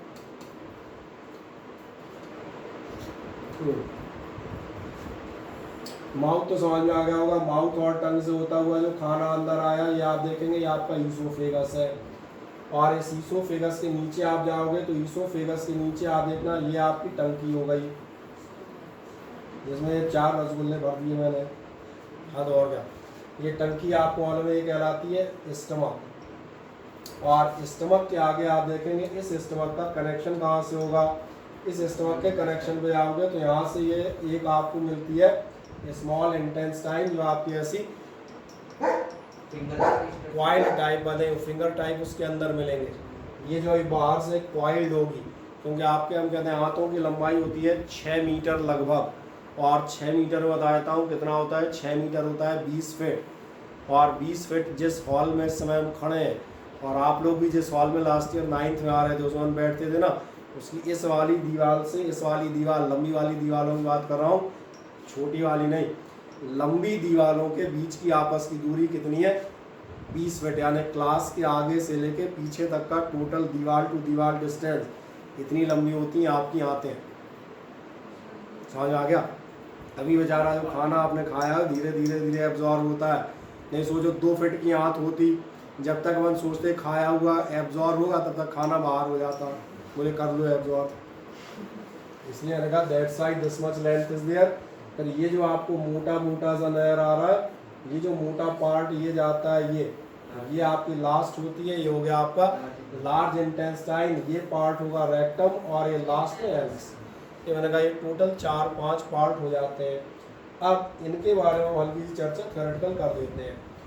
जनरली माउथ से हम फ्री हो गए थे, है ना, माउथ से फ्री आप हुए थे, तो इसके बाद आप आ जाएंगे, नेक्स्ट आप आए थे ईसोफेगस। थोड़ा नीचे कर दूं क्योंकि ऊपर लाइट चमक रही होगी, है ना इन लोगों को। ईसोफेगस पे आप जाओगे तो क्या कहेगा? फूड पाइप भी कहलाता है। Leads the food from mouth to stomach. Highly muscular walls होती हैं। और क्या होता है, इसमें आपका डाइजेशन नहीं होता। डाइजेशन या तो मुंह में होगा या पेट में होगा, ये तो केवल रास्ता है, 1 सेकंड के लिए फूड इसमें होता है। इसमें रोक के तुम डाइजेशन करने लगे, समझ रहे हो ना मेरी बात? फिर क्या होगा?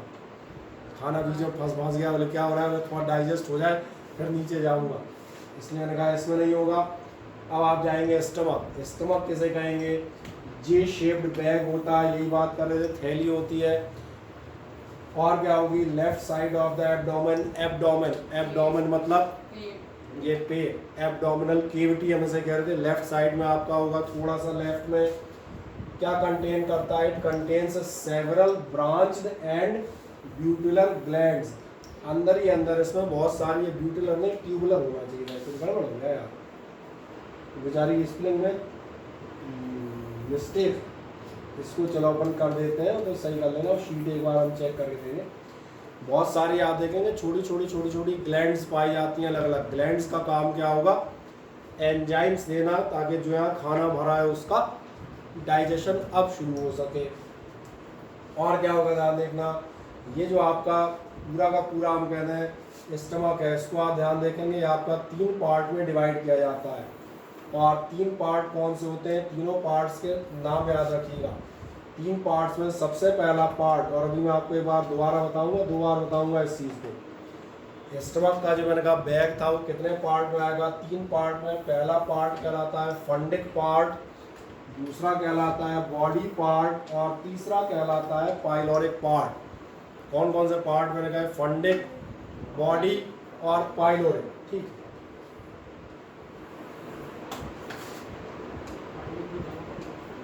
ये यार एक सेकंड दिखा देता हूँ। यहाँ देखें, ये आपका ऊपर से फूड पाइप आ रहा था, इसके बाद आप देखेंगे यहाँ से आपका ये स्टमक स्टार्ट होता है।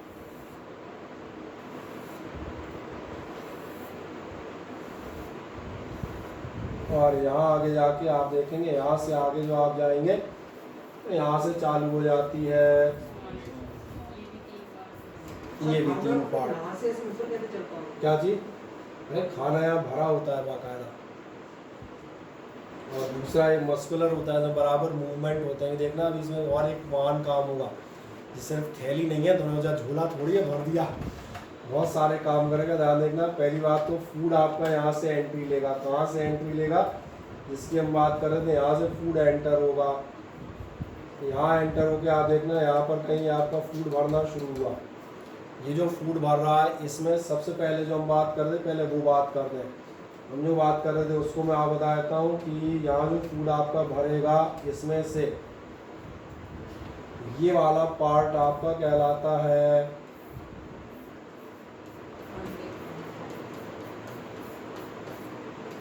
स्टार्टिंग, जहाँ से ज्वाइन होता है ईसोफेगस और स्टमक, ये फंडिक पार्ट कहलाएगा। ये तो तुम्हें अपने आप समझ में आ गया होगा। ये पार्ट क्या कहलाएगा? ये मेन पार्ट है जो आपका स्टमक का क्या है? Body part. और ध्यान देखना, ये जो पार्ट है हमारा, ये वाला पार्ट कहलाता है,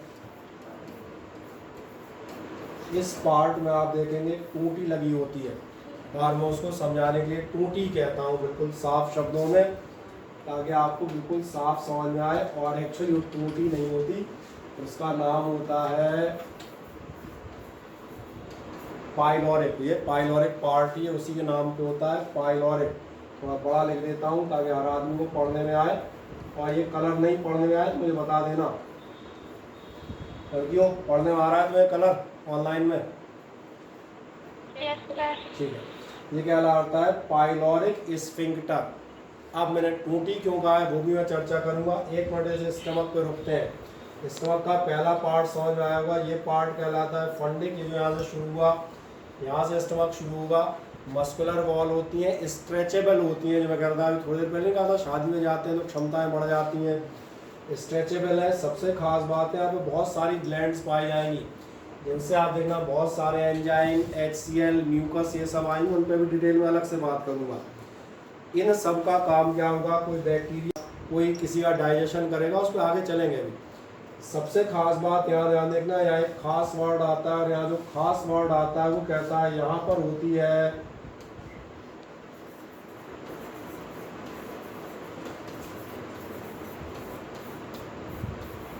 चर्निंग ऑफ फूड। अब आप पूछेंगे चर्निंग ऑफ फूड क्या होती है? चर्निंग ऑफ फूड को हिंदी में लिख देता हूँ, आपको जल्दी समझ में आएगा। चर्निंग ऑफ फूड का मतलब होता है घोटा बनना। नहीं आया समझ में? भैया तुमने ध्यान नहीं दिया, तुम रोटी के टुकड़े, वही देखो गांधी जी के फॉलोअर कोई नहीं है जिन्होंने कहा था 32 बार चबा के, मुझे लग रहा है तुम खाते हो जल्दी जल्दी, या स्कूल में रहते हो लंच में खट खट खट, तुमने ध्यान नहीं दिया। पराठा इतना बड़ा गया है, अंदर इतना बड़ा टुकड़ा, ये अंदर जाके एज इट इज डाइजेस्ट कैसे होगा? इसलिए ध्यान देखना, स्टमक क्या काम करता है, फूड को धीरे धीरे धीरे धीरे मिक्सअप करता है। जो HCl, जो एंजाइम, अब सोचो ये पराठे ऐसे जाके रख गए, HCl और एंजाइम इधर लगेंगे, इधर वाला पच गया, इधर वाला नहीं पच रहा, अब वो आगे नहीं जा रहा, बोले हम यहीं बैठेंगे, फंस गया, तो पाइपलाइन चोक हो जाएगी ना आगे। इसलिए लगा पहली समझ में आए, जो वर्ड बिल्कुल साफ शब्द में सिंपल भाषा में बात कर रहे हैं कि आपको एक एक वर्ड की हिंदी समझ में आए, तभी आप उन सारी चीज़ों को याद रख पाएंगे और समझ में आएंगी। इस बॉडी पार्ट में चर्निंग ऑफ फूड होगी। दिक्कत ये है, अगर मैंने चर्निंग ऑफ फूड का एग्जैक्ट मीनिंग नहीं बताया और मैं चलाता चला गया, तो मुझे में किताब में अंतर क्या होगा? जो किताब में भी लिखा है here the churning of food takes place, तो मैं कई बार बच्चों को पूछ लेता हूँ here the churning of food takes place, मेरा मतलब यहाँ पे अपन फूड चरते हैं? बोले हाँ सर। अब उन्हें लिखा है चर्निंग ऑफ फूड, मतलब यहाँ फूड चरा जाता है, यही तो मतलब निकला। क्या होगा यहाँ पे आप देखेंगे प्रॉपर मिक्सिंग, घोटा बनाने मतलब सबको समझ में आ गया होगा। प्रॉपर मिक्सिंग फूड की होगी, तब फूड इस फॉर्म में आएगा कि यहाँ से धीरे धीरे धीरे ड्रॉप दर ड्रॉप जाए और उसमें से सारे काम के सब्सटेंस एब्जॉर्ब हो। क्या है, मेरी बात क्लियर है? और इसीलिए ध्यान देना, अब ये फूड यहाँ भरता जा रहा है, लिक्विड्स आ रहे हैं, तुमने 2 गिलास पानी पिया है, उसी में आप देखें घोल सरी का सॉल्यूशन बनेगा, यानी लिक्विड का एक घोटा, जो कह रहे हैं स्लरी, स्लरी वर्ड तो सुना है ना, वो तैयार हो जाएगी। अब ये जो स्लरी है, ये आप ध्यान देखना, इस मूवमेंट से धीरे धीरे साइड को आगे बढ़ेगी। अब जब आगे बढ़ेगी तो यहाँ पर क्या होना ज़रूरी है? अगर सोचो अपन ये अपन ऐसे खड़े हैं, थोड़ी देर के लिए मान के चलो, पेट में आए, इस बैग में हमारे जो स्लरी बनना चालू हो गई, स्लरी बन गई, अचानक गलती से पेन उठाने के लिए तो झुक गया, तो पूरी स्लरी पता चले नहीं, समझ आ रहा है what am I saying? That's why मैंने कहा था यहाँ पर होनी चाहिए, actually that is called pyloric sphincter. पढ़ लेंगे नाम। पाइलोरिक स्फिंक्टर का काम यही है, आप पढ़ेंगे, इट रेगुलेट करता है, कंट्रोल करता है flow of food into the intestine, बिल्कुल ड्रॉप दर ड्रॉप, धीरे धीरे धीरे धीरे। और इसलिए आपने सुना होगा खाना 3 से 4 घंटे में डाइजेस्ट होता है।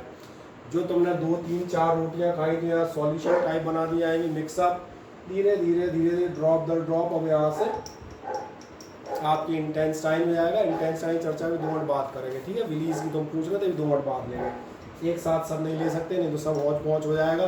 कोई बेचारा स्टमक में बिली रखे आएगा, पहले एक से निपटो फिर आगे। सर इसमें प्रोटीन वगैरह अलग हो जाते हैं, फिर आगे जाके होते हैं? वो धीरे धीरे डाइजेस्ट होते आएंगे, अलग कुछ नहीं होता। जो जो जो जो चीज़ आप जिसको डाइजेस्ट कर रहा है, हर एंजाइम अपना अपना काम करता है। कार्बोहाइड्रेट वाले उसको एब्जॉर्ब कराने लगते हैं, पेप्सिन अलग कराने लगता है, तो जो जिसका चालू हो जाएगा। तो अब इस पे आप जाएंगे तो इतना तो समझ में आया था, पार्ट समझ में आ गए।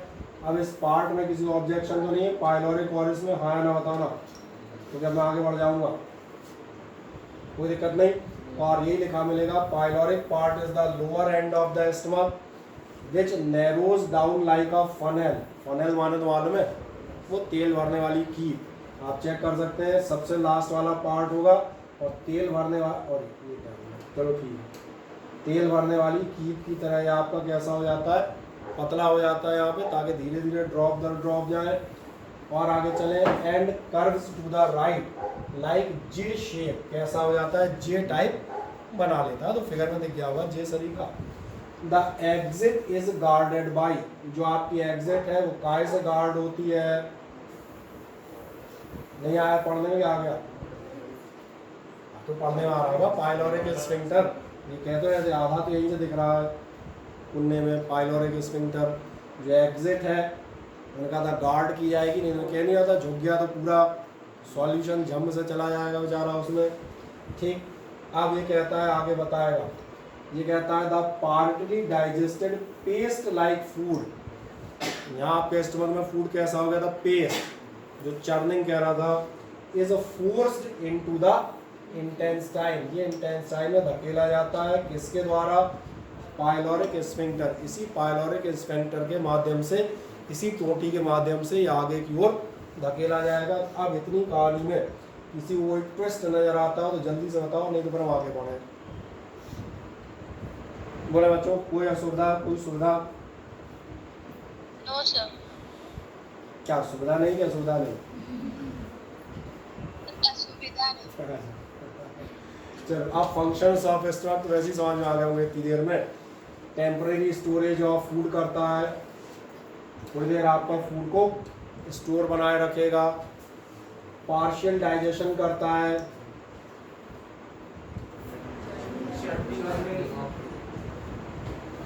आ गया समझ में, इसमें क्या बोलना, सही है ना।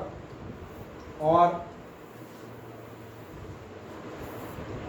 रेगुलेट करता है इस फूड के फ्लो को, कि फूड सीधा सीधा चलता नहीं चले जाए, जो आपका कहा जा रहा है स्मॉल इंटेस्टाइन में। अब आते हैं अपन स्मॉल इंटेस्टाइन की बात करते हैं। ये भी ना फिगर में दिखा दिया था, स्टमक के नीचे आप देखेंगे ऐसी क्वाइड ट्यूब होगी, 6 मीटर की लंबाई होगी। अब इसमें काम करेंगे, जो इसमें आपका वो लिक्विड फ्लो हो रहा है, वो आप देखना लेजम सरी का फ्लो नहीं होगा, इसमें अंदर ही अंदर आप देखना कांटे टाइप निकले होंगे जो फूड को रोकेंगे। जैसे मैं हल्का से यहाँ पे ऐसे दिखाता हूँ, मान चलो ये आपकी इंटेस्टाइन है,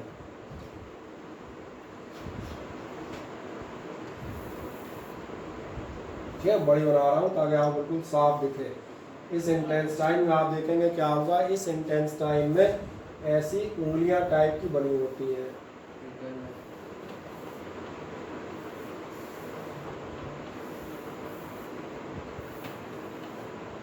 अब बताओ इनसे क्या होगा, इनसे जो आपका लिक्विड ड्रॉप टपक रही है, तुम ध्यान देखो, माने चलो एक ड्रॉप टपकी, तुम्हें क्या लगता है ड्रॉप सीधी झम से यहाँ निकल आएगी? नहीं निकल पाएगी। ये आप देखना इनसे लिपटती हुई, उलझती हुई, धीरे धीरे इनको गीला करते हुए आगे बढ़ेगी। तुमने परिणाम ध्यान नहीं दिया, ये जो आपके ये कहलाते हैं विलीज या विलाइज, तो इनको मैं यहाँ लिख देता हूँ, वो आपका बहुवचन हो गया, प्लूरल। इनमें आप देखेंगे, इनमें पाए जाते हैं ब्लड वेसल्स, और ब्लड वेसल्स का या ब्लड कंटेनर का काम समझ में आ रहा होगा, ये करते हैं डिफ्यूज़न। अब भी नहीं समझ में आया, यहाँ जो आपका फूड बिल्कुल लिक्विड फॉर्म में चल रहा है, ये जो ड्रॉप निकली ये काय पे लिपट गई, ये इस पे जाके लिपटी, थोड़ी अगले पे लिपटी, ये होगा ना धीरे धीरे। तो यहाँ जो ब्लड वेसल हो क्या करेंगे, उनमें डिफ्यूज़न चालू हो जाएगा। तो माने चलो इसमें कार्बोहाइड्रेट है फॉर एग्जांपल, तो कार्बोहाइड्रेट धीरे धीरे आपका ब्लड में डिजॉल्व हो जाएगा, फिर ये आपका बॉडी में भेज दिया जाएगा। इनका काम समझ में आ जाता है इन पार्ट्स का। अलग-अलग होते हैं इसमें कार्बोहाइड्रेट? नहीं, वो मतलब जो मिलेगा डिफ्यूज़न के समय भाई डिफ्यूज़न हो रहा है, रोक टोक थोड़ी रहेगी। बोले अरे प्रोटीन हटो पीछे, कार्बोहाइड्रेट को आने दो। जो आया, जो भी मटेरियल एब्जॉर्ब करने लायक है वो आपका इनमें एब्जॉर्ब होता जाएगा। पानी भी, मिनरल भी, नमक भी और शक्कर भी। ऐसा कुछ नहीं है ये वाली कही मैं आज सोमवार है नमक नहीं खाऊंगी, ये बताए आज मंगलवार है मैं मेरा मीठे का व्रत है, ऐसा कुछ नहीं होगा। नमक शक्कर जो भी है, higher concentration to lower concentration, वो अपने आप धीरे धीरे धीरे एब्जॉर्ब होते हैं। ये मेरी बात समझ में आती है? ऐसा स्मॉल इंटेस्टाइन के अंदर होती है। हाँ अंदर, ये कहा ना ये है स्मॉल इंटेस्टाइन, ये आपका पाइपलाइन ये है। वो इतना मोटा मैंने इसलिए बनाया था ताकि आपको फिगर आपको भी और जो ऑनलाइन बैठे हैं उनको भी साफ दिखे, ठीक है ना। और ये जो मैं हरे हरे बना रहा हूँ ये आपके रिलीज है।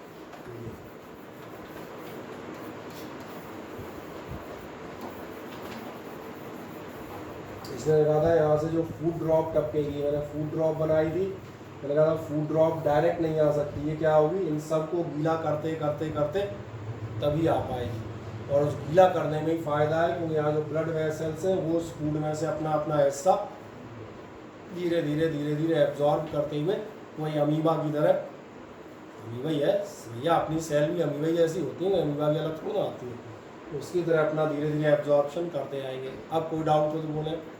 बस ये जो प्रोसेस मैंने समझाई इसको अपने आप पढ़ देते हैं एक बार, कहीं कहाँ पढ़ दें। ये कहेगा स्मॉल इंटेस्टाइन का है, क्वाइल्ड एंड नैरो ट्यूब है। क्वाइल्ड तो कई बार कह चुका, 6 मीटर की 20 फीट की ट्यूब तो हाथ में लेके थोड़ी घूमोगे, वाइल ही करनी पड़ेगी। हैविंग क्या है, 3 रीजन होते हैं, इसके भी 3 रीजन याद रखना। एक डिओडनम कहलाता है, एक जेजुनम कहलाता है और लास्ट वाला क्या कहलाता है, इलियम। ठीक है, 1-2 बार में आपको नाम याद हो जाएंगे, कोई ऐसी खास बात नहीं। सबसे खास बात जो आप बता रहे थे वो क्या बता रहे थे, इसकी लंबाई होती है लगभग कितने मीटर, 6 मीटर, यानी आप कह सकते हैं 20 फीट के करीब। ठीक, अब सबसे खास बात क्या होगा, on the inner wall of intestine, कौन सी दीवार में, अंदर वाली दीवार में, अंदर बाहर नहीं, ये पाइप उसके अंदर ही बात कर रहे हैं। Inner wall of the small intestine numerous, बहुत सारे finger like projections found which are called as villi. They increase the surface area of absorption, उनकी वजह सरफेस एरिया बढ़ जाता है तो एब्जॉर्प्शन ज़्यादा होता जाता है। ये कहानी अब समझ में आ जाती है, आई होप सो हर आदमी को, कोई ऐसी टफ चीज़ नहीं। ठीक, अब एक एक पार्ट के बारे में 1-2 लाइनें बताइए, इनको आप पढ़ सकते हैं, ये ऑप्शनल है। इनको फिर बता देता हूँ, जब आप यहाँ पढ़ रहे हैं तो आपको हर सब्जेक्ट में, चाहे फिजिक्स हो, चाहे केमिस्ट्री हो और चाहे बायोलॉजी हो, कुछ एडिशनल जानकारी में देता हुआ जाऊँगा। क्योंकि पहले क्या होता था, साल भर का टाइम होता था, कहते थे कर लो यार साल भर तुम करोगे क्या बैठे बैठे। अब चूँकि हो सकता है आपका टाइम शॉर्ट है तो आप कहते हैं सर ज़्यादा नहीं पढ़ना, तो मैंने कहा ये ऑप्शनल है, एडिशनल जानकारी आप याद रख सकते हैं। अगले साल अगर आप बायोलॉजी लेने के चुके तो कोई नुकसान थोड़ी ना करेगी, ज्ञान कहीं भी हम कहते हैं नुकसान नहीं देता, कोई चीज़ एक्स्ट्रा मालूम है फ़ायदा ही हो सकता है। ध्यान है, यही 3 पार्ट के थे, डेडोनम, जेजुनम और आपका इलियम। ये क्या है, ये आपका सबसे शुरुआती पार्ट है, प्रॉक्सिमल, प्रारंभिक भाग, starts after pyloric end of stomach.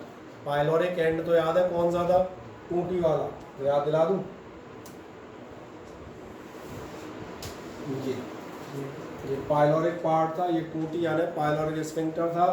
ये स्मॉल इंटेस्टाइन चालू हुई थी यहाँ से, तो ये जो आपकी स्मॉल इंटेस्टाइन चालू हुई है, ये स्मॉल इंटेस्टाइन का पार्ट क्या कहलाता है, ये आपकी कहलाता है डिओडेनम। लगभग कितना लंबा होगा, 25 सेंटीमीटर। 25 सेंटीमीटर मोटा आइडिया दे देता हूँ, तुम्हारी स्केल प्लास्टिक वाली 15 सेंटीमीटर की होती है, उसको डबल कर दो, लगभग 30 होते हैं, ठीक है, लगभग डबल कर दो, यानी 1 फीट मोटे तौर पे कह सकते हो, इतनी इसकी लंबाई लगभग होती है। कहाँ जाएगा, अपनी एब्डोमिनल वॉल के पीछे पीछे, एब्डोमिनल पेट की दीवार, उसके अंदर पीछे पीछे चलता जाएगा। फिर क्या होगा, किस शेप कैसी होती है, इट इज सर्व्ड एज सी। और सी सरीका क्यों होगा, तुमने ध्यान नहीं दिया, क्योंकि आपका स्फिंक्टर के बाद की शक्ल आपकी ऐसी तो थी।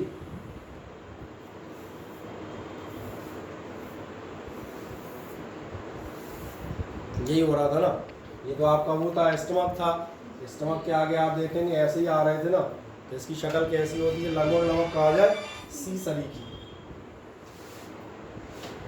और जाओ आगे, सी के बाद रात बोल दो सर की क्लास में।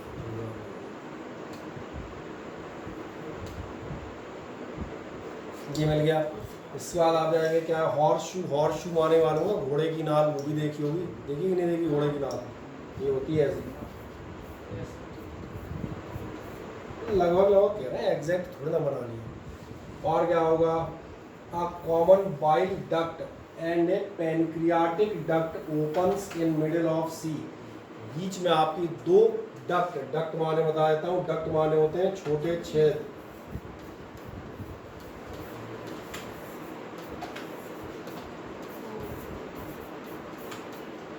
अब इनकी चर्चा हम बता दें, एक्चुअली आपसे नहीं कह रहा था कि अब आगे चलेंगे डाइजेशन पे जो आप पूछ रहे थे। अब यहाँ से डाइजेशन भी तो चाहिए, तो क्या होगा, एक बाइल जूस के लिए और एक इसके लिए आपका क्या मौजूद होते हैं, दो छोटे छोटे डक्ट यानी छेद, जिनसे लिवर से और इनसे आपका जूस आके या एंजाइम आके इसमें मिक्सअप होंगे खाने में।